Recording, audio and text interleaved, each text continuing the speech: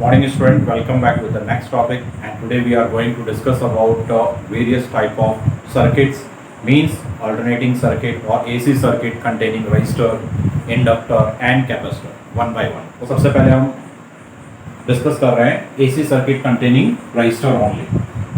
मान लेते हैं ये एक resistor है of value R and it is connected to an AC source. ये AC source से connected है, okay, and the applied EMF is given by E naught sin of omega t. अब यहाँ पर आप ध्यान देना कि इस सर्किट में कितना अल्टरनेटिंग EMF अप्लाई किया गया है, E naught sin of omega t. If the circuit is closed, then current flows through the resistor and that current is alternating current. Okay? यहाँ पर हमारा जो मेन पर्पस है वो हम क्या चीज़ चेक करना चाह रहे हैं कि ये जो अल्टरनेटिंग करंट है और ये वोल्टेज है, इनके फेज में क्या डिफरेंस है, और ये जो सर्किट है एसी सर्किट के केस में, एसी सोर्स के केस में किस तरह से बिहेव करेगा. तो यहाँ पर अब ध्यान दें, we know that current in the circuit is always equal to the applied voltage divided by resistance. यहाँ पर ये जो वैल्यू है ये रिप्रेजेंट करता है instantaneous value of applied voltage या इंस्टेंटेनियस वैल्यू ऑफ ईएमएफ. ये रिप्रेजेंट कर रहा है peak voltage and omega represent frequency of variation of alternating voltage. Okay, this I will represent instantaneous value of the current and it is equal to instantaneous voltage divided by resistance. यानी इस circuit में कितनी current होगी उसके लिए हमें क्या करना पड़ेगा, जो भी उस पर्टिकुलर इंस्टेंट पर जो वोल्टेज है अगर उसको हम रेजिस्टेंस से डिवाइड कर दें तो we will get the value of instantaneous current at that particular instant. Okay, and now if we substitute the value of E, we know that it is equal to E naught sine of omega t by R. अब ये relation clearly indicate कर रहा है कि current it varies with time, it varies with time, और sine की जो maximum value है वो किसके इक्वल है, the maximum value of sine is equal to 1. Okay, जब साइन की वैल्यू मैक्सिमम है तो करंट की वैल्यू भी क्या होगी, करंट की वैल्यू भी क्या होगी, मैक्सिमम, और उसी मैक्सिमम करंट को हम रिप्रेजेंट कर रहे हैं आई नॉट से. ओके, तो अगर इसकी वैल्यू 1 के इक्वल है तो I will become equal to I naught. तो ये क्लियरली इंडिकेट कर रहा है कि I naught it will be equal to E naught by R. Okay, now in this relation अगर हम E नॉट बाई आर को रिप्लेस कर दे बाई आई नॉट तो हमें क्या मिल जाएगा, I is equal to I naught sine of omega t. Okay, मैं इस इक्वेशन को मार्क कर रहा हूँ इक्वेशन नंबर फर्स्ट, इस इक्वेशन को मार्क कर रहा हूँ इक्वेशन नंबर सेकेंड, और यहाँ पर ये रिलेशन भी अपने आप में इंपॉर्टेंट रिलेशन है कि the peak current in the circuit is equal to peak voltage divided by resistance. Okay, अगर हम इक्वेशन फर्स्ट और इक्वेशन सेकेंड को देखें तो हमें दोनों का जो फेज एंगल है वो सेम नजर आ रहा होगा. What is the phase angle of the voltage, it is equal to omega t, and the phase angle of current is also omega t. अगर इस करंट और वोल्टेज को हम फेजर डायग्राम पर रिप्रेजेंट करें, सेम फेजर डायग्राम पर represent करें, तो आप ध्यान देना फेजर डायग्राम में ये रेफरेंस एक्सिस है. ओके, रेफरेंस एक्सिस के रेस्पेक्ट में हम फेज मार्क करते हैं, तो यहाँ पर फेजर वेक्टर कौन सा होगा, E naught will be the phasor vector and how much angle it make with the reference line, omega t. तो E naught phasor it makes this E naught phasor it makes omega t angle with the reference axis. Okay, and value of current is equal to I naught sine of omega t. इसका phase angle कितना है, omega T, phasor कौन सा है, I naught. तो I naught phasor is also along same direction, यानी कि E naught and I naught they are along same direction. इस फेजर डायग्राम के बेसिस पर हम क्या बोल सकते हैं कि current and voltage they are in same phase, ये दोनों सेम फेज में है.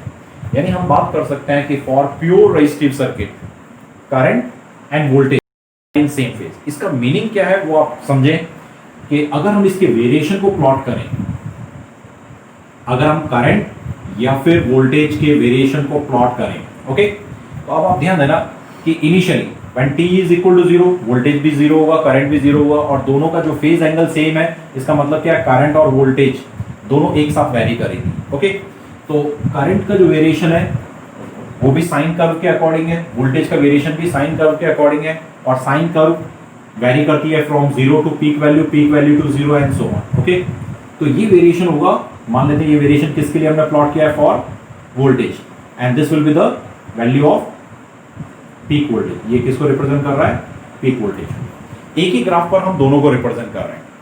करंट के केस में मैं उसको डैश लाइन से रिप्रेजेंट कर रहा हूं। ओके, अब आप चेक कर सकते हैं कि जैसे जैसे वोल्टेज बढ़ रहा है करंट भी बढ़ रहा है, दोनों की वैल्यू डिफरेंट हो सकती है, दोनों का फेजर वेक्टर की जो लेंथ है, मैग्नीट्यूड है, वो डिफरेंट है। जो हमारे डायग्राम में है I naught phasor is smaller than E naught phasor, इसलिए हम बोल सकते हैं कि ये जो एम्पलीट्यूड है, करंट का जो एम्पलीट्यूड है, it is less than the amplitude of the voltage. हम डायरेक्टली कंपेयर नहीं कर रहे, जस्ट इसको रिप्रेजेंट कर रहे हैं, और ये ग्राफ अपने आप ही रिप्रेजेंट कर रहा है कि किस तरह से करंट और वोल्टेज वैरी कर रहे हैं। तो अब आप देखो कि जब वोल्टेज जीरो है करंट भी जीरो है, जब वोल्टेज मैक्सिमम है उस केस में करंट भी मैक्सिमम है, फिर से जब वोल्टेज जीरो हुआ करंट भी जीरो हुआ, फिर वोल्टेज जब नेगेटिव साइड में मैक्सिमम है करंट भी नेगेटिव साइड में मैक्सिमम है। यानी कि हम बोल सकते हैं कि करंट और वोल्टेज वो एक साथ वैरी कर रहे हैं, दोनों का जो पीक है वो एक ही इंस्टेंट पर है, जीरो वैल्यू मिनिमम वैल्यू भी एक ही इंस्टेंट पर है, means current and voltage they are in same phase. Okay, जैसा कि अभी हमने प्योर रेजिस्टिव सर्किट में चेक किया, देखा कि करंट और वोल्टेज दोनों सेम फेज में होते हैं। अब चेक करते हैं कि प्योर इंडक्टिव सर्किट के केस में क्या होगा। प्योर इंडक्टिव का मतलब AC circuit containing inductor only, coil only. Okay, ये कॉइल है जिसका इंडक्टेंस कितना है, एल के इक्वल है, it is connected to AC source and the instantaneous value of that AC voltage is given by E naught sin of omega t। अगर जैसे ही हम सर्किट को क्लोज करेंगे, what happens, current starts changing through the circuit, और वो current कैसी है, अल्टरनेटिंग करंट है। अब अल्टरनेटिंग करंट का मतलब करंट का मैग्नीट्यूड भी चेंज हो रहा है, उसका डायरेक्शन भी चेंज हो रहा है। तो जब करंट चेंज हो रही है तो magnetic flux link with the coil also changes.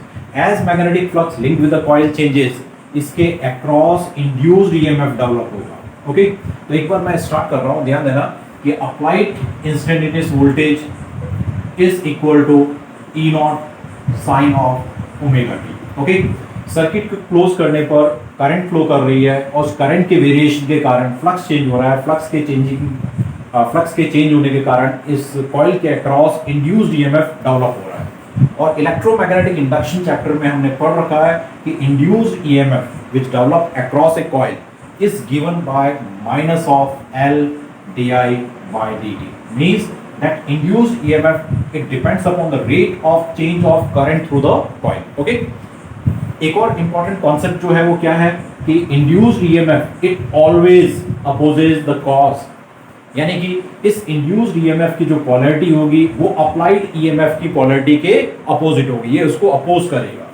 तो हम बोल सकते हैं कि induced EMF its polarity is always opposite to the applied voltage। okay, अगर हम values रखें तो हम लिख सकते हैं minus of L d I by d t is equal to minus sign E and which is equal to E naught sine of omega t. Okay, minus sign cancel हो जाएगा और हमें क्या मिलेगा, d I by d t is equal to E naught by L sine of omega t. इस d t को अगर उधर ट्रांसफर करें तो हम इसको लिख सकते हैं sine of omega t d t. Okay, यहाँ हमारा मेन पर्पस क्या है, to find the expression for alternating current. Okay, इसके लिए हमें क्या करना पड़ेगा, we have to integrate on both side, हमें दोनों तरफ इंटीग्रेट करना पड़ेगा। Integration of d I is I, इसका इंटीग्रेशन क्या आएगा, आई आएगा, और ई नॉट और एल दोनों कांस्टेंट है, ये पीक वोल्टेज है और ये self inductance of the coil है which is also a constant value. तो both can be taken out from the integration sign. तो विद इन इंटीग्रेशन हमारे पास क्या बच रहा है, साइन ऑफ ओमेगा टी। तो ध्यान देना, integration of sine of omega t d t it is equal to minus of cos omega t by omega. तो मैं इसके इंटीग्रेशन को डायरेक्टली लिख रहा हूं, तो इसका इंटीग्रेशन कितना आएगा, minus of cos omega t by omega. Okay, तो इसके अकॉर्डिंग हम लिख सकते हैं कि I is equal to E naught omega L, within bracket we have minus of cos of omega t. अब आप ध्यान देना कि अगर हम करंट और वोल्टेज दोनों के फेज को कंपेयर करना है तो दोनों सेम फॉर्म में होने चाहिए, दोनों साइन फंक्शन के फॉर्म में होने चाहिए या फिर दोनों कॉस फंक्शन के फॉर्म में होने चाहिए। Only in that case we can compare the phase. अगर हम इस तरह से कंपेयर करेंगे तो हमें क्या नजर आ रहा है कि यहाँ पर भी फेज एंगल ओमेगा टी है, यहाँ पर भी फेज एंगल ओमेगा टी है, लेकिन ये साइन फंक्शन है और ये कॉस फंक्शन है, तो हम डायरेक्टली यहाँ कंपेयर नहीं कर पाएंगे। तो इस कॉस फंक्शन को हमें चेंज करना है। अब आप ध्यान देना, मैं सिर्फ यहाँ पर एक एंगल के कोऑर्डिनेट के अकॉर्डिंग मार्क कर रहा हूँ। ये 0 डिग्री एंगल है, ये 90 डिग्री एंगल है, ये 180 है जिसको हम पाई लिख सकते हैं। ओके, इसको हम पाई बाई 2 लिख सकते हैं और इसको हम लिख सकते हैं 3 पाई बाई 2 एंड यहाँ फिर से आ जाएगा 2 पाई एंड सो ऑन। ओके, अब आप देखो कि साइन की जो वैल्यू है, साइन फंक्शन की जो वैल्यू है, sine of theta, it varies from 0 to 1, 1 to 0, 0 to -1 and so on.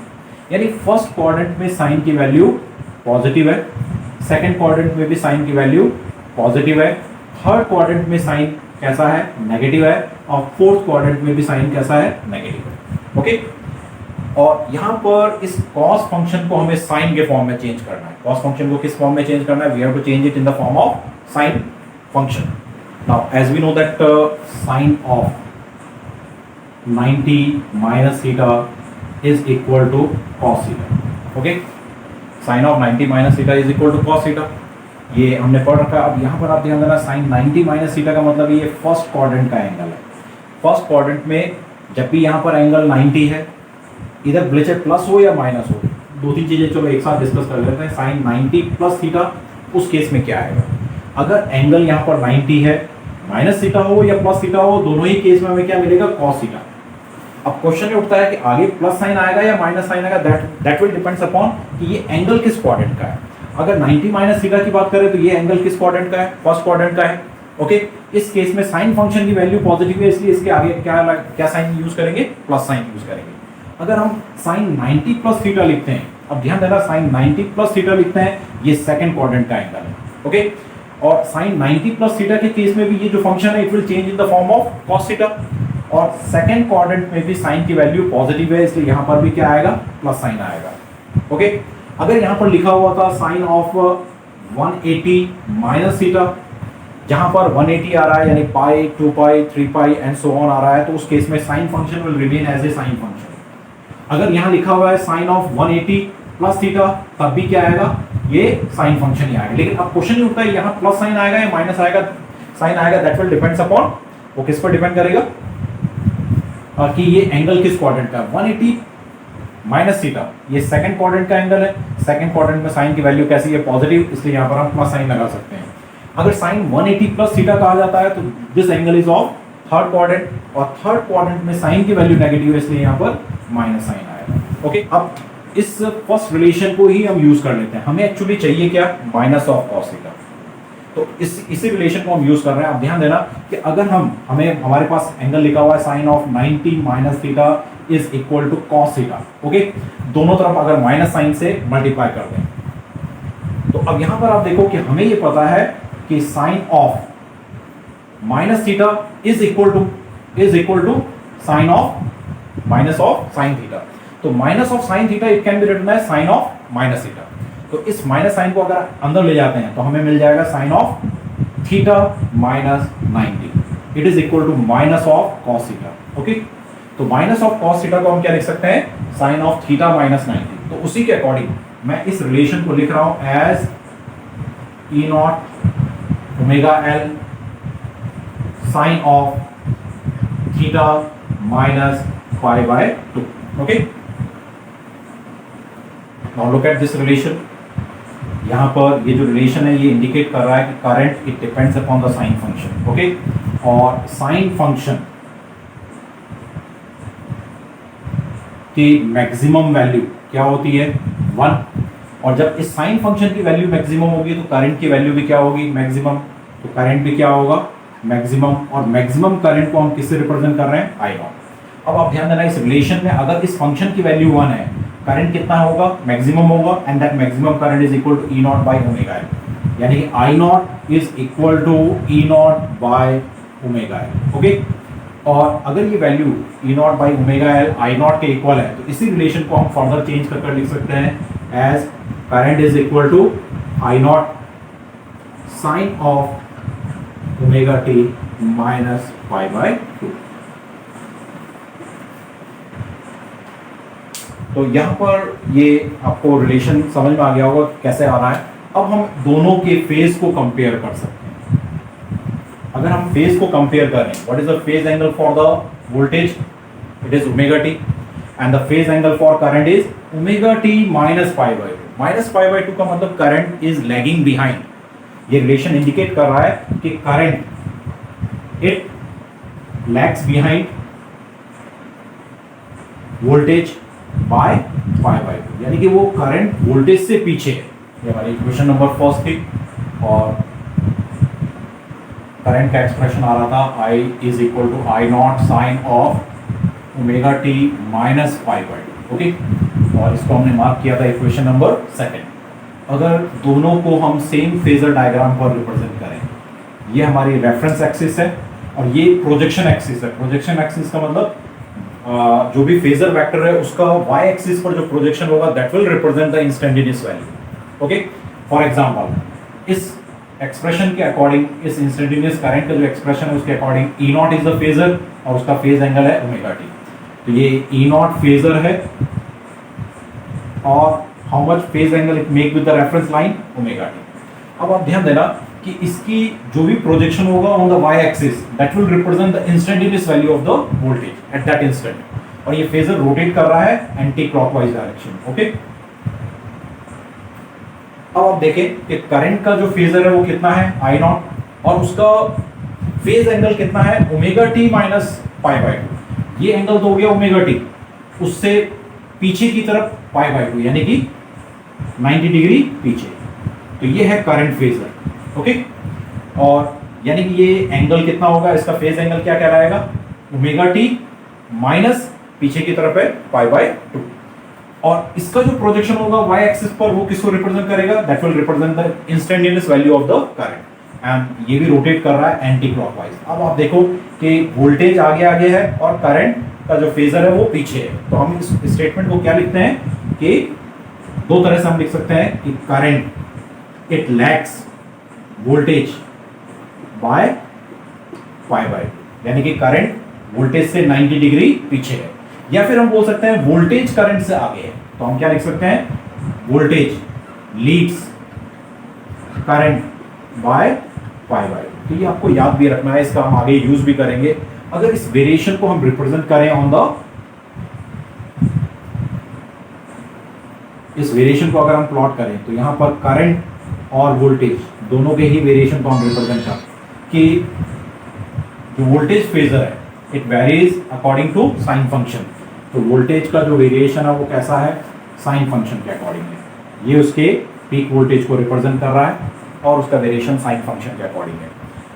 Current का वेरिएशन भी साइन फंक्शन के अकॉर्डिंग है, लेकिन अगर इसको आप चेक करें sine of omega t minus pi by 2, तो ये एक्चुअली हमें कहां से मिल रहा था, इसका एक्सप्रेशन हमने किसके अकॉर्डिंग लिखा था, minus of cos omega t. अब आप ध्यान देना, अगर कॉस ओमेगा टी होता, अगर लिखा हुआ है I naught cos omega t, तो at t equal to 0 current maximum हो जाती, लेकिन यहां पर प्लस साइन की जगह पर माइनस साइन था, यानी कि माइनस कॉस ओमेगा टी और साथ में करंट का अगर प्रोडक्ट लेंगे तो कॉस ओमेगा टी, टी की वैल्यू अगर 0 है तो कॉस की वैल्यू आ जाएगी 1 और आगे माइनस साइन होने के कारण नेगेटिव साइन, यानी कि करंट जो है वो मैक्सिमम तो है at t equal to 0, at t equal to 0 current maximum है लेकिन ऑन नेगेटिव साइड। तो इसका जो वेरिएशन है वो इस तरह से हम डॉटेड लाइन से प्लॉट कर रहे हैं। तो अब आप देखो कि जब वोल्टेज मैक्सिमम हुआ करंट कितना हो गया 0, और जब वोल्टेज 0 हो रहा है उस समय करंट क्या हो जाएगा मैक्सिमम। ओके, अगेन जब वोल्टेज नेगेटिव साइड में मैक्सिमम है करंट की value 0 and so on, and ये रिप्रेजेंट कर रहा है करंट के वेरिएशन को। इस तरह से फेजर डायग्राम भी हमें ड्रॉ करने आने चाहिए और करंट और वोल्टेज के वेरिएशन विद टाइम, टाइम के अकॉर्डिंग वो कैसे वेरी करेगा उसको भी हमें प्लॉट करना आना चाहिए। अभी हमने दो टॉपिक डिस्कस किए, एक प्योर रेजिस्टिव सर्किट और प्योर इंडक्टिव सर्किट। रेजिस्टेंस के केस में तो हमने क्या देखा कि करंट और वोल्टेज दोनों सेम फेज में है, और जबकि इंडक्टर के केस में हमें क्या नजर आया कि करंट और वोल्टेज के बीच का जो फेज एंगल है वो 90 डिग्री है और करंट पीछे है, वोल्टेज आगे है। अब देखते हैं कि कैपेसिटर के केस में करंट और वोल्टेज का फेज एंगल, फेज रिलेशन क्या होगा। Okay, now let us consider that a capacitor of capacity C is connected to AC source, एक AC सोर्स से वो कनेक्टेड है। Okay, and instantaneous value of alternating voltage is given by E naught sin of omega t, यानी कि applied alternating voltage किसके equal है? E naught sin of omega t। Phasor कितना है? E naught, उसका फेज एंगल कितना है? Omega t। Okay, अब आप देखें कि as we close the circuit what happens, जैसे ही हम सर्किट को क्लोज करेंगे the current starts flowing through the circuit. Okay, जैसा कि आपने इलेक्ट्रोस्टैटिक चैप्टर में पढ़ रखा होगा कि जब सर्किट में करंट फ्लो करती है कंसिस्टिंग ऑफ ए कैपेसिटर, उस केस में हमें पता है कि as current flows through the circuit charge starts accumulating on the plates of the capacitor, charge starts accumulating on the plates of the capacitor. Okay, अब आप देखें कि मान लेते हैं किसी इंस्टेंट पर चार्ज कितना है? Q, तो इसके अक्रॉस जो वोल्टेज होगा वो कितना होगा? मैं उसको लिख रहा हूं V।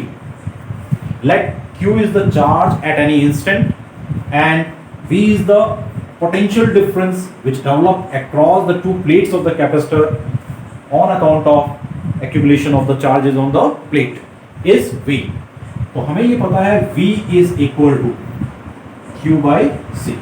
ओके, ये हमें पता है कि जो कैपेसिटर के अक्रॉस जो वोल्टेज डेवलप होगा वो किसके इक्वल होगा? Q by C के इक्वल होगा। ओके, अब आप देखें कि किसी भी इंस्टेंट पर, यहाँ एक काफी इंपॉर्टेंट पॉइंट क्या है कि किसी भी इंस्टेंट पर ये जो वोल्टेज होगा, ये जो पोटेंशियल डिफरेंस है, that will always be equal to the instantaneous value of the voltage. For example, मैं समझाने के लिए बता रहा हूँ, मान लेते हैं किसी एक कैपेसिटर को हमने 5 वोल्ट की बैटरी के अक्रॉस कनेक्ट किया है, तो कैपेसिटर के अक्रॉस जब कैपेसिटर फुल्ली चार्ज हो जाएगा तो उसके अक्रॉस वोल्टेज क्या होगा? 5 वोल्ट। अगर यहाँ पर बैटरी 10 वोल्ट की है तो जब कैपेसिटर फुल्ली चार्ज हो जाएगा तो उसके अक्रॉस वोल्टेज क्या होगा? 10 वोल्ट। तो यहाँ पर हम क्या कहना, यहाँ पर मैं क्या बताना चाह रहा हूँ कि कैपेसिटर के अक्रॉस जो वोल्टेज है वो हमेशा इस इंस्टेंटेनियस अप्लाइड वोल्टेज के इक्वल होगा, यानी कि ये जो V है it is always equal to the applied instantaneous voltage. Okay, again by substituting the value, V किसके इक्वल है? Q by C। E किसके इक्वल है? It is equal to E naught sine of omega t। Okay, अब आप देखें कि यहां से हम Q को लिख सकते हैं कि Q is equal to C E naught sine of omega t। Clear? हमें एक्चुअली क्या चाहिए? करंट का एक्सप्रेशन चाहिए, और हमें ये पता है कि करंट किसके इक्वल होता है? It is equal to the rate of change of rate of flow of charge through the circuit. अगर ये वैल्यू यहाँ रख दें, d by d t of C E naught sine of omega t। Okay, तो capacity of parallel plate capacitor जो कि एक constant value है, और ये E naught पीक वोल्टेज है, ये भी एक कांस्टेंट है। दोनों को हम बाहर लिख सकते हैं डिफरेंशियल साइन से। जब साइन ओमेगा t को डिफरेंशिएट करेंगे विद रेस्पेक्ट टू dt, तो हमें क्या मिलेगा वो आप देखें, d by d t of sine of omega t it is equal to cos of omega t। Chain rule के according d omega t by d t और आएगा तो उससे एक ओमेगा और आएगा, तो इसका जो डिफरेंशिएशन है वो कितना आएगा? Omega cos of omega t। Okay, हम इसको सिंप्लीफाई कर लिख सकते हैं एज E naught, साथ में मैं इसको लिख रहा हूं omega C cos of omega t। Okay, अब अगेन यहां हमारा पर्पस क्या है? To compare the phase angle, दोनों के फेज एंगल को कंपेयर करना है, लेकिन ये साइन फंक्शन है, ये कॉस फंक्शन। तो अगेन फिर से हम डायरेक्टली तो कंपेयर नहीं कर पाएंगे, तो हमें ये पता है कि साइन ऑफ 90 माइनस थीटा और प्लस थीटा, ठीक है, दोनों ही केस में साइन ऑफ 90 प्लस थीटा और माइनस थीटा, दोनों ही केस में इसकी वैल्यू क्या आएगी? Cos of theta. तो यहां पर मैं इसको यूज कर रहा हूं क्योंकि हमें ओमेगा टी पहले चाहिए, यानी theta plus 90 is equal to cos omega t. तो इस रिलेशन के अकॉर्डिंग मैं इस फंक्शन को लिख सकता हूं as I is equal to omega C E naught sine of theta plus 90, मतलब ओमेगा टी प्लस 90 का मतलब है पाई बाई। ओके, यहां पर ये ओमेगा सी जो है मैं इसको एक और फॉर्म में लिख सकता हूं। अगर इसको मैं डिनोमिनेटर में ले जाऊं तो मैं इसको लिख सकता हूं 1 अपॉन ओमेगा सी। अगर इसको फिर से सॉल्व करेंगे तो ओमेगा सी ऊपर इसके मल्टीप्लिकेशन में आ जाएगा। ओके, तो ये करंट का एक्सप्रेशन आ रहा है। अब यहां पर फिर से आप देखें कि ये जो रिलेशन है क्लियरली क्या इंडिकेट कर रहा है कि value of current it varies with time with the sine function. Okay, तो साइन फंक्शन की वैल्यू मैक्सिमम कितनी होती है, इक्वल टू प्लस और माइनस 1। हम साइन को इग्नोर कर रहे हैं, यानी उसकी जो मैक्सिमम वैल्यू है वो क्या है, 1 के इक्वल है। जब साइन फंक्शन की वैल्यू मैक्सिमम है तो करंट भी क्या होगा, मैक्सिमम। तो करंट भी उस समय मैक्सिमम होगा और करंट की मैक्सिमम वैल्यू को हम रिप्रेजेंट करते हैं बाय आई नॉट। ओके, जब साइन फंक्शन की वैल्यू 1 है, करंट मैक्सिमम, और उसको हम किससे रिप्रेजेंट कर रहे हैं, आई नॉट। तो मैक्सिमम वैल्यू ऑफ करंट इस रिलेशन के अकॉर्डिंग, इसकी वैल्यू 1 है तो मैक्सिमम करंट कितनी होगी, E naught by this value. Okay, यानी हम इसको लिख सकते हैं E naught upon 1 by omega C. इसको इस फॉर्म में लिखने के पीछे क्या रीजन है वो इसके अगले पार्ट में हम डिस्कस कर लेंगे। अब आप ध्यान देना, हमें पता है I naught is equal to this. इस रिलेशन में इस पार्ट को हम रिप्लेस कर सकते हैं by I naught. Therefore we can write I is equal to I naught sine of omega t plus pi by 2। Okay, अब अगर इस रिलेशन को और वोल्टेज के रिलेशन को चेक करें, दोनों के फेज एंगल को चेक करें, यहां फेज है ओमेगा टी और जबकि यहां फेज है omega t plus pi by 2, तो दोनों के फेज को अगर हम कंपेयर करें तो हम बोल सकते हैं कि करंट का जो फेज एंगल है वो कितना है, omega t plus pi by 2, यानी कि ये वोल्टेज से पाई बाय 2 एंगल ज्यादा है। तो इसका क्या मीनिंग निकलता है कि करंट फेज जो है it leads voltage by pi by 2, या फिर हम इसको बोल सकते हैं कि वोल्टेज पीछे है। अगर करंट का phase omega t plus pi by 2 है तो वोल्टेज का फेज कितना है, जस्ट ओनली ओमेगा टी, यानी वोल्टेज का फेज पीछे है। तो हम इसको एक और तरीके से लिख सकते हैं, voltage it lags current by pi by 2। और ये टॉपिक हमारे लिए काफी इंपॉर्टेंट है क्योंकि इन तीनों टॉपिक के कॉम्बिनेशन पर हमारा नेक्स्ट टॉपिक बेस्ड है। अभी जैसा कि हमने करंट का एक्सप्रेशन ऑब्टेन किया, it is equal to I naught sine of omega t plus pi by. अगर इसको हम फेजर डायग्राम पर रिप्रेजेंट करें तो वोल्टेज का फेज कितना है, वोल्टेज फेजर का फेज एंगल कितना है, it is equal to omega t. जबकि करंट का फेज कितना है, करंट फेजर का फेज कितना है, फेज एंगल कितना है, omega t plus pi by 2। तो करंट फेजर का फेज एंगल है omega t plus pi by 2, यानी कि उससे 90 डिग्री आगे, पाई बाय 2 एंगल आगे। तो ये हमारा करंट फेजर है। इस डायग्राम से क्लियरली नजर आ रहा है दोनों का जो रोटेशन है वो कैसा है, एंटी क्लॉकवाइज, यानी कि करंट आगे आगे है और वोल्टेज उसके पीछे पीछे है। तो हम लिख सकते हैं कि current it leads voltage by pi by 2, या फिर हम लिख सकते हैं कि करंट आगे है, वोल्टेज उसके पीछे पीछे है। तो उसके लिए हम क्या लिखेंगे, voltage it lags current by pi by. Okay, अगर दोनों के वेरिएशन को हम प्लॉट करें, रिप्रेजेंट करें, तो आप ध्यान दें कि करंट और वोल्टेज दोनों के वेरिएशन को हम एक साथ प्लॉट कर रहे हैं कि how it varies with time. Okay, voltage का जो वेरिएशन है वो कैसा होगा, साइन फंक्शन के अकॉर्डिंग, और हमें पता है साइन फंक्शन वेरी करता है from 0 to its peak value again 0 and so on. Okay, तो ये रिप्रेजेंट कर रहा है वोल्टेज के वेरिएशन को और ये उसका पीक वोल्टेज है, ये वोल्टेज के वेरिएशन को रिप्रेजेंट कर रहा है। अब आप देखें कि ये जो है करंट का जो फेजर है वो आई नॉट है, उसका फेज एंगल है omega t plus pi by 2। Sine of omega t plus pi by 2 is cos omega t. Cos की वैल्यू ध्यान देना कि जब t 0 है, जब t 0 है तो साइन ऑफ पाई बाय 2 बचता है, और साइन ऑफ पाई बाय 2 का मतलब है +1। ओके, तो यानी उस केस में करंट क्या है, मैक्सिमम है, यानी at t equal to zero, voltage तो कितना है 0, लेकिन करंट मैक्सिमम है और वो भी प्लस साइड में मैक्सिमम है। ओके, तो हम इसका वेरिएशन यहां से स्टार्ट करेंगे। ये हमारा करंट है। टाइम के साथ साथ अब आप ध्यान देना, टाइम के साथ साथ क्या होगा, ये करंट वेरी करेगा। जब वोल्टेज मैक्सिमम है करंट 0 वैल्यू पर होगा, जब वोल्टेज 0 लेवल पर पहुंच रहा है तो करंट मैक्सिमम होगा।